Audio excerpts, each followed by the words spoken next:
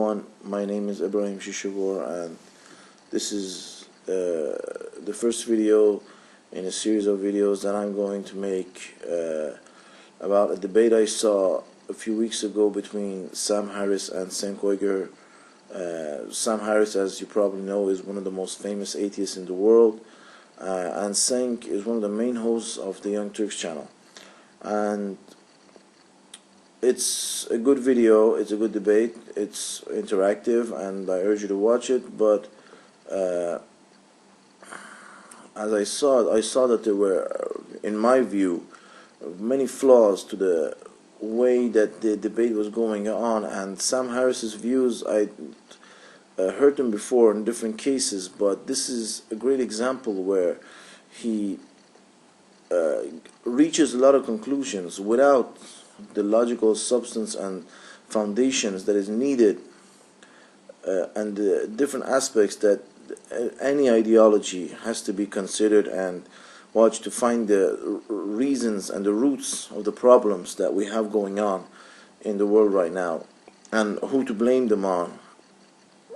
So I'm going to make another video about the very substance of what they were talking about, and why Sam Harris's points and the reasons that he makes as a whole, and the foundations of his logic and his case is why I don't agree with it, and what flaws I think there are.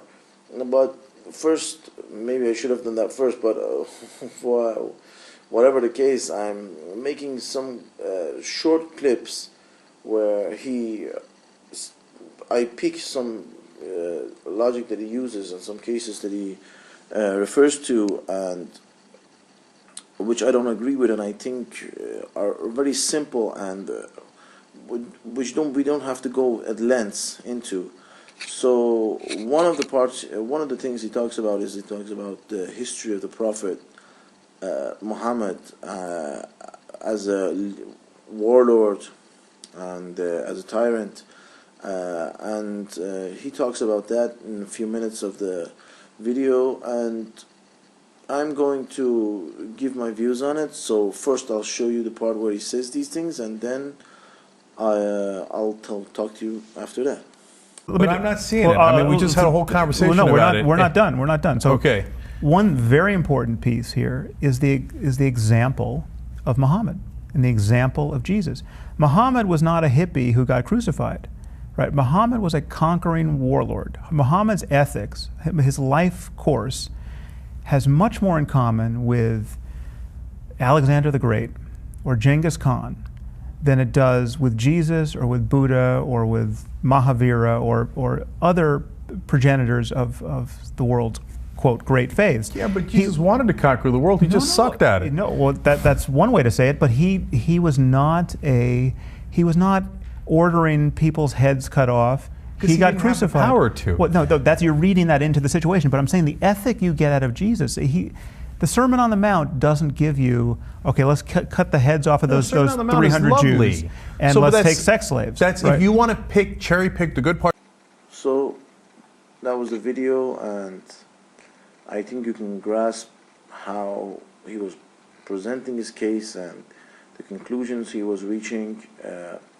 He made two main points in the video, and the first one was that Muhammad was a tyrant and a warlord, and he should be compared with Genghis Khan. And the second one was that he ordered beheadings. He ordered beheadings. And I'm going to talk about the second point, which is, I think, easier to focus on first. And but the basis of my logic is the same in both points, and it's very simple, and it's one that is usually not seen in these cases and forgotten about, but it is the basics of what all right and wrongs must be judged upon, and that is justice. It's simple, it's justice. He ordered beheadings. There's two aspects of this. First, and I'm not going to talk about Muhammad or Genghis Khan or Hitler or Alexander the Great, whatever. Let's say this debate is about Genghis Khan. He ordered beheadings. I can say that just because he beheaded someone or ordered a beheading, he's evil. Okay? We must consider the fact. Now, you can have a debate whether beheading or executing. Beheadings are executions. Now, I may have done crimes where not all the prison sentences in the world would ever match to the degree of crime or the violence that I had done, or would ever compensate for it. And I was still a threat to society. That I hadn't repented. I hadn't been. I was still, by and large, I was still a threat to society. So what's the solution here? What should be done with me? Now, you can make a case and argue about the death penalty, but it's going on, and the death penalty and the executions are going on in many of the countries in the world, including the country where Sam Harris lives. In many states, they still have the death penalty. And when you talk about the death penalty, when people who disagree with the death penalty, they don't say, oh, the judge who ordered sentenced someone to death, or the judiciary system that allows such laws, oh, they're tyrants and they're warlords or they're conquerors, just because they realize that there is no personal gain. If there was personal gain, yes, they would be tyrants and they would be warlords and they would be criminals. But when there's no personal gain and it's their belief that this is justice, how do you argue with these people? You can argue on the basis of justice with these people that this is not right, this is harmful or whatever, but you don't call them tyrants, you don't call them evil. In this sense, it depends on their motives. So this is the first base of the beheadings. There are executions, and you can talk about whether executions are right or wrong, and we should have them, and the death sentence should be legal or not, but you don't call the person who orders them, until you have found that they have personal gains in this or interests, you don't call them tyrants. So, and the second part of it is the chopping the head off. Oh, it makes it sound like so cold-blooded and so violent and so unhumane. What did they have in those days? What did they have? The things I can come up with is one, like they bury them underground, or a place where they don't have air, where they suffocate, choke them to death, or something like this, or cut their veins and let them bleed to death, or I don't know what else is there. What is the most humane, the fastest way, if you believe in the death penalty, to kill someone in those times? They didn't have gas or special chemicals that put you to sleep like we have today. So what's the most humane? Or if we put them in front of a firing squad, is that more humane? Why? Because we've gotten so used to the fact of people dying with bullets that it's lost.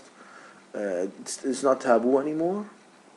So that's such a ignorant fact and point of discussion to make. Oh, we ordered the beheadings of people.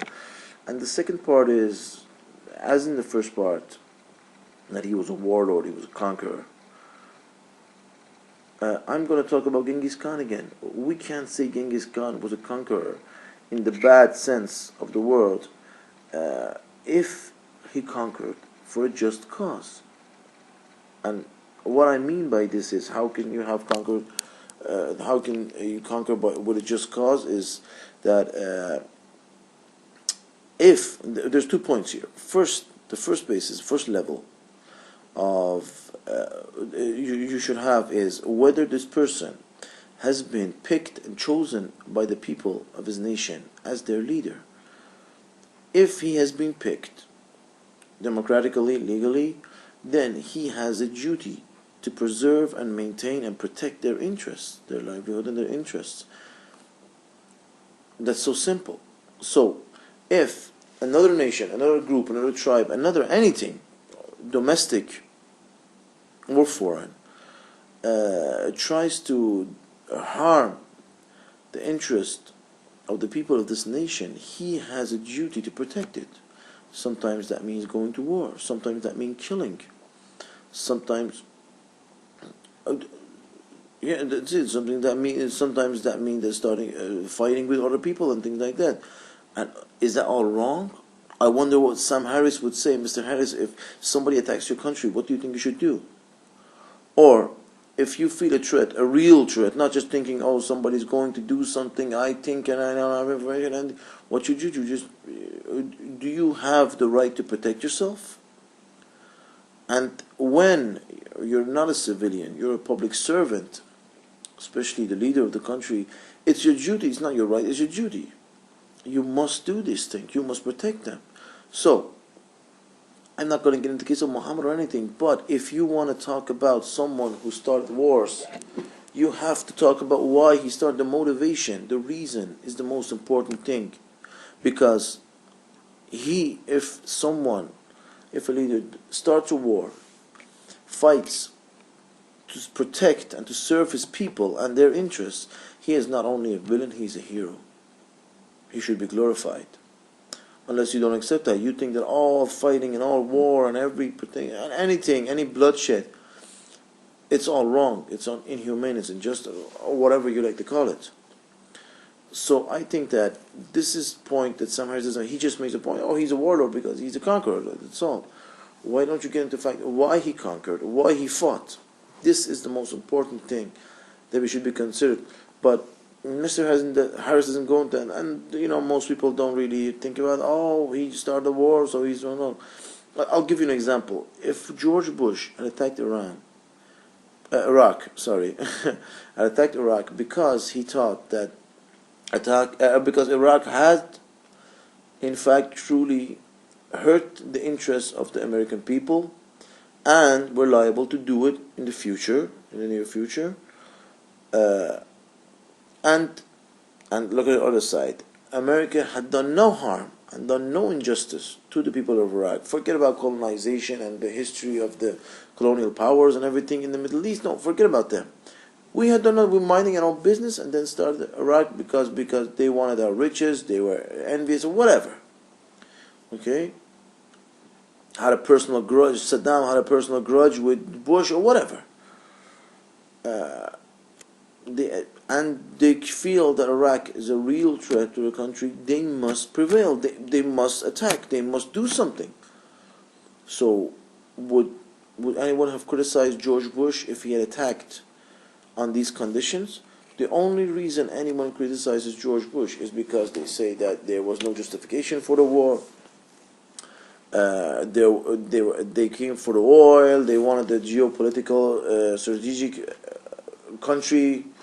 And it would protect the American interests in the Middle East and the hegemony in the Middle East.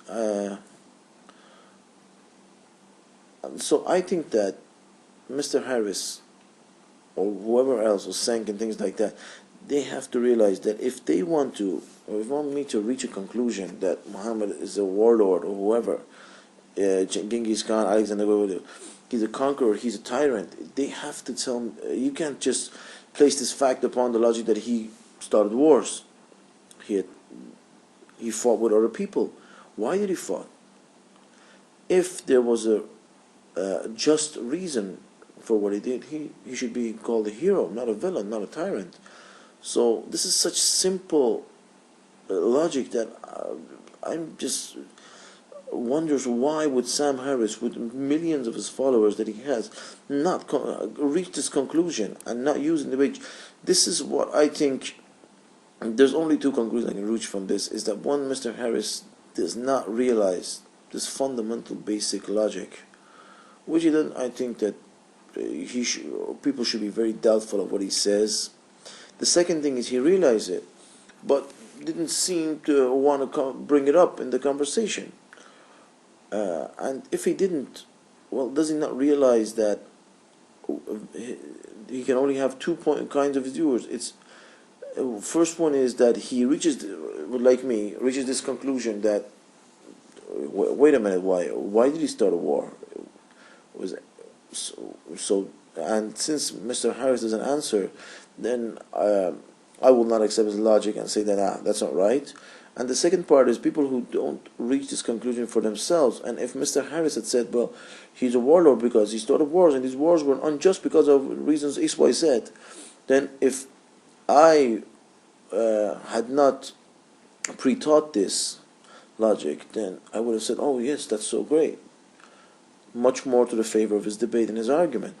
So I would urge Mr. Sam Harris to do his research about these things and think about this, that this is an important factor that should be mentioned here. Of course, I understand that in every debate, especially one like the one that they had together, there are many things that could be said, and which, if given the chance and thought about again, people say them and say we got past them, or I didn't have the presence of mind, and it's okay. It's not everything. Not everything's going to be said. I'm going to feel like I haven't said some things here after I finish this video, and some things that I shouldn't have said. So, well, this was my view on it. That, and another part where I'll just get to is where he talks about Jesus. He wasn't like Jesus and things like that, and I think that's such a simple argument to make.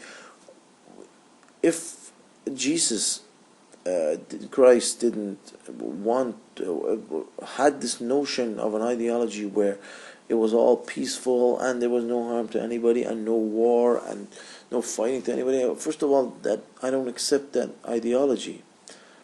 Justice is the root and the only thing that should be the center point of any ideology.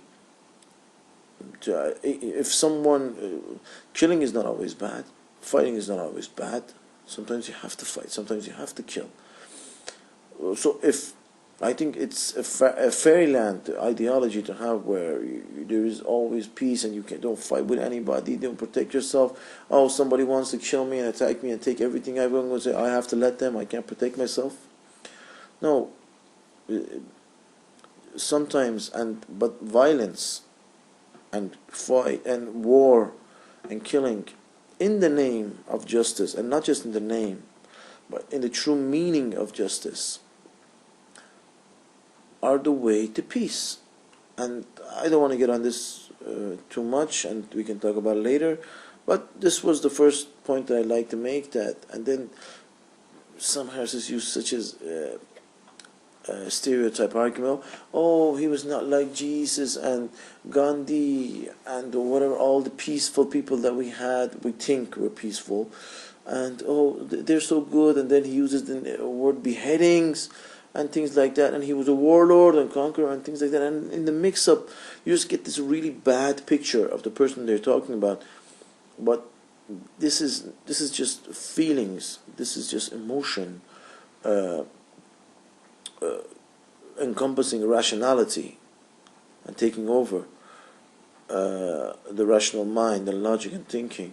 So these were my points and views on it, and I would really like to hear your views, and most especially Cenk's and Mr. Harris's views on my video. And I think the second part of this video will probably be out tomorrow. And so thank you for watching, and bye.